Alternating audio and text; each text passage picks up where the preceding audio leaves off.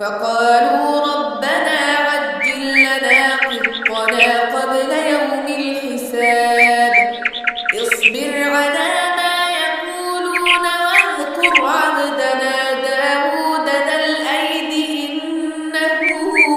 أواب إنا سخرنا الجبال معه يسبحن بالعشي والإشراق والطير محشورة كل له أواب وشددنا ملكه وآتيناه الحكمة وفصل الخطاب قال فالحق والحق أقول لأملأن جهنم منك وممن تبعك منهم أجمعين قل ما أسألكم عليه من أجر وما أنا من المتكلفين إن هو إلا ذكر للعالمين ولتعلمن نبأه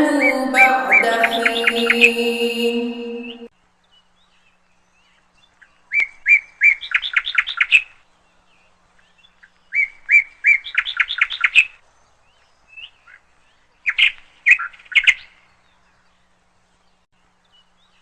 فقالوا ربنا عجل لنا قطنا قبل يوم الحساب